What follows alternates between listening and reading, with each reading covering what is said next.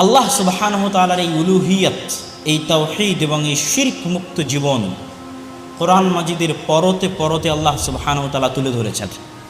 যেমন আমরা যদি শুধু সূরা ফাতিহাকে সামনে রাখি, তো সূরা ফাতিহার মধ্যেও আল্লাহ তুলে ধরেছেন কিভাবে, ইয়্যাকা না'বুদু ওয়া ইয়্যাকা নাস্তাঈন। এই আয়াতটি হচ্ছে তাওহীদের আয়াত, শিরক মুক্ত থাকার আয়াত। এই আয়াতটি যদি এভাবে বলা হতো যে না'বুদুকা ওয়া নাস্তাঈনুকা, হে আল্লাহ আপনার ইবাদত করি, আপনার কাছে সাহায্য চাই, এই কথা শতজনকে বলা যায়। আজকে আমার পূর্বে যিনি আলোচনা করে গেছে আপনি তাকেও বলতে পারবেন, শায়েখ আমি আপনার বক্তব্য শুনে আপনাকে ভালোবাসি। আপনি আমাকেও বলতে পারবেন, শায়েখ আমি আপনাকে ভালোবাসি, আপনার বক্তব্য শুনি। কিন্তু এই বাক্যটা আপনি একজন ছাড়া দ্বিতীয় কাউকে বলতে পারবেন না। সেটি কি, আমি শুধু আপনারই বক্তব্য শুনে আপনাকেই ভালোবাসি, অন্য কারোটা শুনি না, অন্য কাউকে ভালোবাসি না। এই বাক্যটাকে একজন ব্যতীত দ্বিতীয় কাউকে বলা সম্ভব? সম্ভব। দ্বিতীয় কাউকে বললে সেটা মিথ্যা হবে।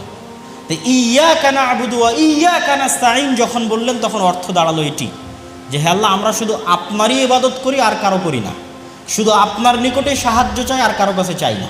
তাহলে এই আয়াত তখনই মিথ্যা হয়ে যাবে যখন আপনি কোনো কিছুর আশ্রয় গ্রহণ করবেন, তখন এই আয়াত বাতিল, মিথ্যা।